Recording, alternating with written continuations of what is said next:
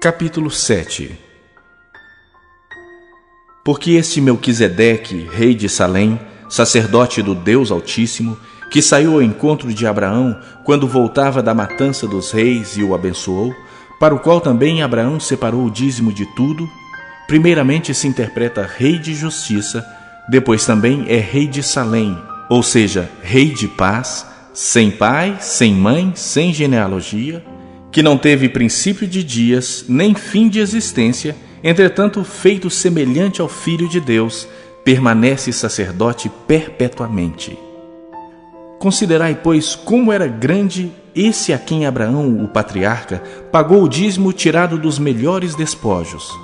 Ora, os que dentre os filhos de Levi recebem o sacerdócio têm mandamento de recolher, de acordo com a lei, os dízimos do povo, ou seja, dos seus irmãos, embora tenham estes descendido de Abraão.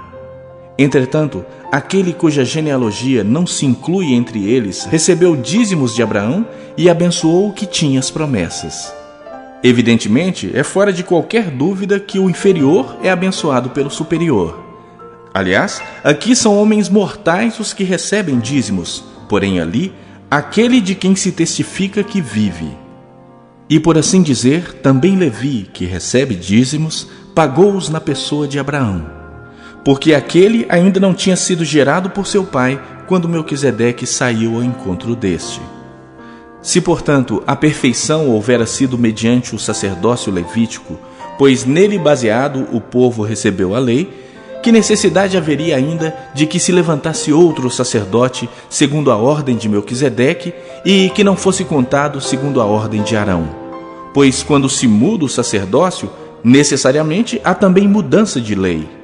Porque aquele de quem são ditas estas coisas pertence a outra tribo, da qual ninguém prestou serviço ao altar.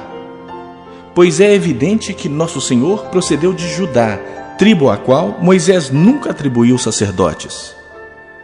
E isto é ainda muito mais evidente quando, à semelhança de Melquisedeque, se levanta outro sacerdote, constituído não conforme a lei de mandamento carnal, mas segundo o poder de vida indissolúvel. Porquanto se testifica, tu és sacerdote para sempre, segundo a ordem de Melquisedeque.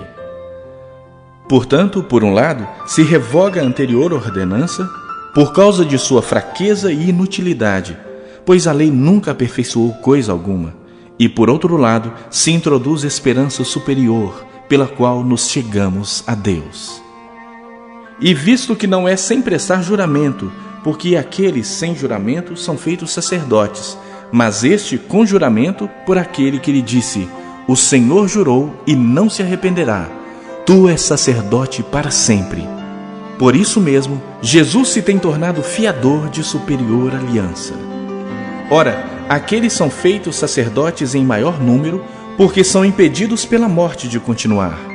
Este, no entanto, porque continua para sempre, tem o seu sacerdócio imutável.